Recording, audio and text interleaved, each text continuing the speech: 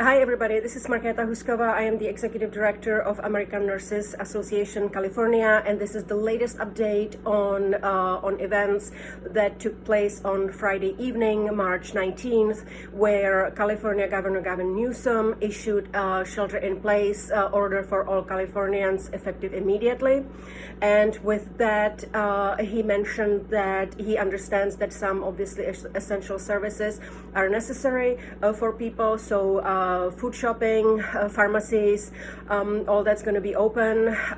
You can take your kids out for a walk, you can go for a hike, you can go for a bike ride, but you still need to practice social distancing and just be responsible. He also mentioned that California team has been, ever since early February, they have been calculating the likelihood of spread of infection, and they did some modeling, and based on that modeling they came up with up to 56% of Californians being infected out of 40 million. But he said that not 56% of people will not be in hospitals. He said that out of the 56% of people, they are projecting around 20,000 people will require hospitalization. And so he said that with the current 78,000 beds we have, plus the surge of another 10,000 beds, plus another new hospital, Seton Hospital, leased to California government earlier today, and there's going to be another hospital announced in Southern California next week, so that is another 750 new beds. With that, plus the two mobile hospitals we discussed yesterday. So he said that with that, even if the 20% of population is really infected and require hospitalization, we should be able to provide services.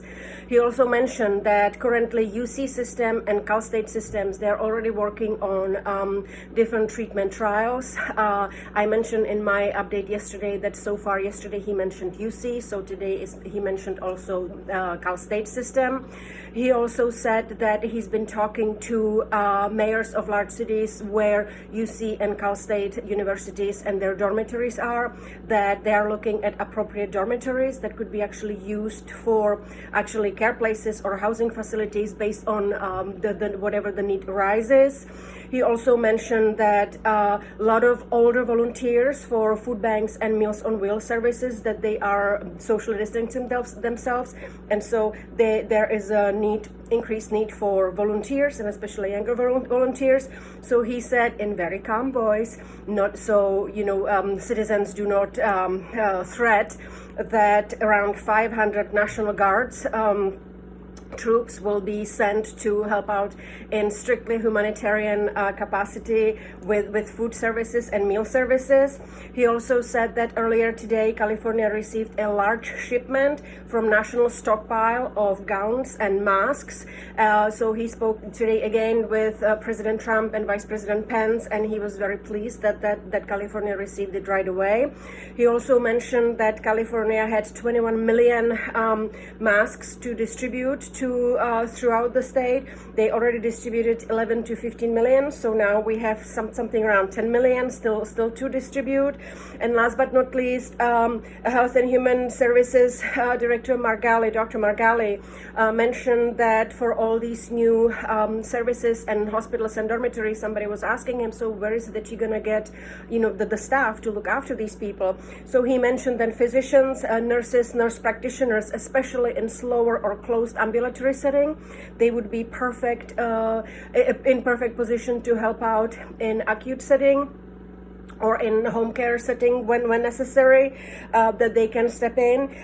There are also ideas being discussed among stakeholders that perhaps nursing students in their very last semester right now could be graduating and could be under temporarily lift of regulations, could be allowed to step into the bedside and provide care, and that nursing students in on different level of academic progression could be utilized in different capacities. And so far that's all what we've heard occurred until Friday evening. So we wanted to share it with you as soon as possible because we know that you are working hard and you are providing care and you are providing the essential services that nobody else really can.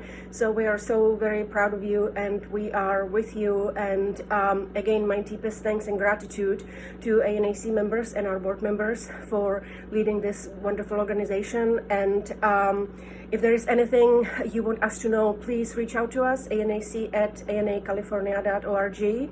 And I will be following the governor on social media. Obviously, I am socially distancing myself.